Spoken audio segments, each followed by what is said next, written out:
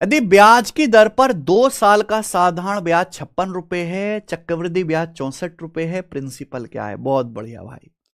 देखो, चक्रवृद्धि ब्याज का मतलब है प्रिंसिपल पर भी ब्याज मिलेगा, ब्याज पर भी ब्याज मिलेगा। सवाल में आपको 2 साल का साधारण ब्याज 56 है, 2 साल का सीआई 64 रुपए, 2 साल का। आप बताओ, सिंपल इंटरेस्ट तो हर साल बराबर बराबर होता है ना मेरे भाई। अगर 2 साल का साधारण ब्याज 56 है तो 1 साल का कितना होगा? 28 रुपए। पहले साल भी 28 रुपए ब्याज होगा, दूसरे साल भी 28 रुपए होगा।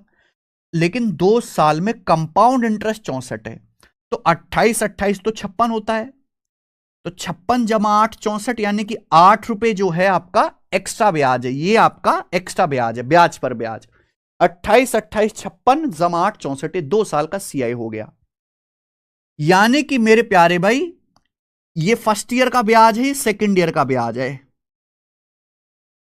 यानी कि हमें कह सकते हैं कि आपको 28 रुपए पर 8 रुपए ब्याज मिला। अगर आपसे ब्याज की दर पूछी होती ना, तो आपको 28 रुपए पर 8 रुपए ब्याज मिला। 4 दूनी 8, 4 सत्ते 28, 2/7। अगर आपसे ब्याज की दर पूछी होती तो आंसर आ जाता 2/7, यानी कि 28.56% अप्रोक्स। लेकिन आपसे पूछे प्रिंसिपल। आपको पता है पहले साल में सिंपल इंटरेस्ट और कंपाउंड इंटरेस्ट बराबर होता है।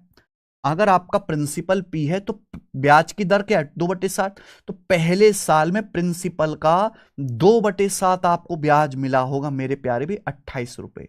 यानी कि प्रिंसिपल का 2/7 ही 28 के बराबर है। तो प्रिंसिपल कितना है? 2 से 28 14, 14 सत्ते 98, 98 रुपीज आपका प्रिंसिपल है। 98, मैंने बहुत डिटेल में बताया, आप कम समय में भी कर सकते थे सवाल। 98 आंसर है।